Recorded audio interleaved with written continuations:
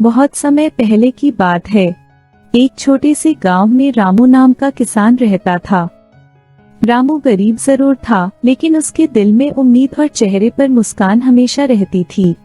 छत से बरसात में पानी टपकता था, फिर भी रामू का मानना था, सच्ची दौलत सोने चांदी में नहीं, मेहनत और ईमानदारी में होती है। गांव बहुत प्यारा था।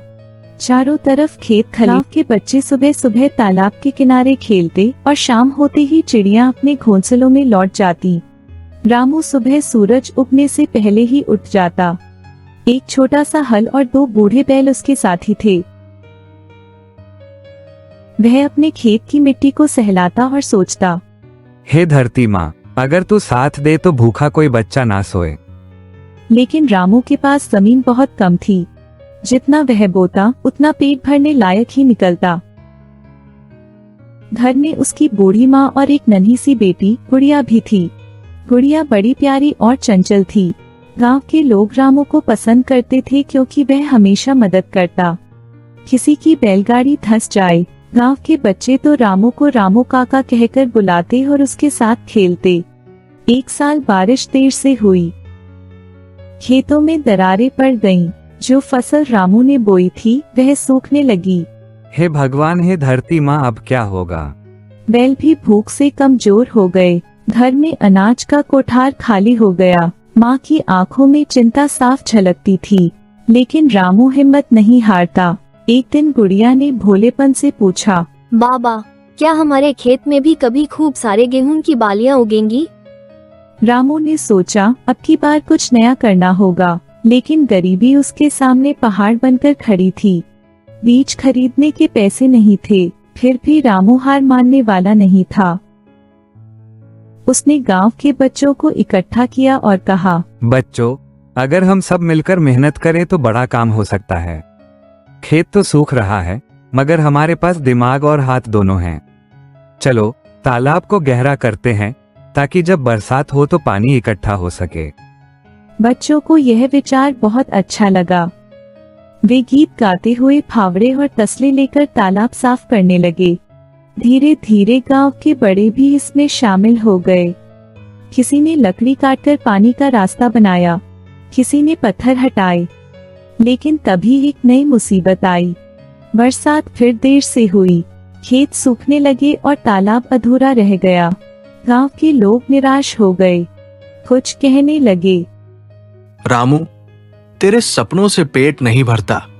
मेहनत तो की, पर पानी कहाँ है? रामू ने हिम्मत से जवाब दिया, सपना देखना गलत नहीं है, मेहनत कभी बेकार नहीं जाती, बस थोड़ा और सब्र कीजिए। तालाब का काम अधूरा रह गया था, लेकिन गांव के बच्चों ने हिम्मत नहीं हारी। वे रोज रामू काका के घर आ जाते। रामू काका, आज कुछ नया बताएं, आज हमें कुछ सिखाएं। रामू भी बच्चों को कहानियां सुनाता, कभी पंचतंत्र की, कभी वीर योद्धाओं की। वह उन्हें खेती के छोटे छोटे नुस्खे भी बताता। देखो बच्चों, अगर बीज को ठीक से बोया जाए तो वो मजबूत पौधा बनता है। जैसे इंसान अगर अच्छे संस्कार पाए तो अच्छा इंसान बनता है। रामू काका, आप तो खेती और पढ़ाई दोनों साथ साथ सिखाते हो। अगले दिन गुड़िया और उसके दोस्त तालाब में खेलते खेलते छोटे छोटे बांध बनाने लगे। अरे वाह, तुम तो छोटे छोटे इंजीनियर हो गए।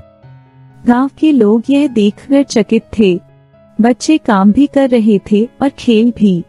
धीरे धीरे तालाब साफ होने लगा, लेकिन खेतों में अब भी हरियाली नहीं आई थी। रामू सोच में पड़ गया। हे भगवान, आखिर कब तक इंतजार करूं? चिंता मत कर बेटा, भगवान जो भी करते हैं अच्छा ही करते हैं। अगले दिन रामू झोला लेकर शहर के लिए निकल पड़ा। रामू वहां जाकर एक बड़े जमींदार से मिला। यह जमींदार वही था जिसकी बैलगाड़ी फंस गई थी और रामू ने जमींदार की मदद की थी। अरे रामू, तुम यहाँ कैसे? तुमने मेरे बहुत मदद की है। कहो, मैं क्या कर सकता हूँ तुम्हारे लिए? सेठ जी, गांव में टाइम से बारिश न होने की वजह से सारे खेत सूख गए हैं, कृपया मुझे कुछ उपाय बताएं। रामू की बात सुनकर जमींदार ने बोला, रामू, तुम चिंता मत करो, मैं तुम्हें नए प्रकार के बीज देता हूँ। जमींदार घर गया और थोड़ी देर बाद एक बीज का थैला लेके आया और कहा, ये लो रामू, ये बीज कम पानी में ज्यादा फसल देते हैं और ये बिल्कुल ऑर्गेनिक खाद, गोबर इत्यादि से ही इसकी फसल होती है। धन्यवाद सेठ जी, मैं ये आपका एहसान कभी नहीं भूलूंगा। कोई बात नहीं रामू, उस दिन तुमने मेरी मदद करी, आज मैंने तुम्हारी। रामू खुशी खुशी गांव के लिए चला गया। रामू बहुत खुश था। वह बीज लेकर गांव लौटा। रामू ने बच्चों को बुलाया और कहा, बच्चों, मैं शहर गया और वहाँ सेठ जी से मिला। उन्होंने मुझे बीज दिए और कहा, रामू ये बीज कम पानी में अच्छी फसल देते हैं और ये बीज गोबर की खाद और कम पानी में ही होती है। बच्चों ने ताली बजाकर अपना उत्साह दिखाया। अगले दिन रामू के साथ जाकर बच्चे भी रामू की मदद करने लगे, लेकिन मुसीबतें रामू का पीछा नहीं छोड़ रहे थे।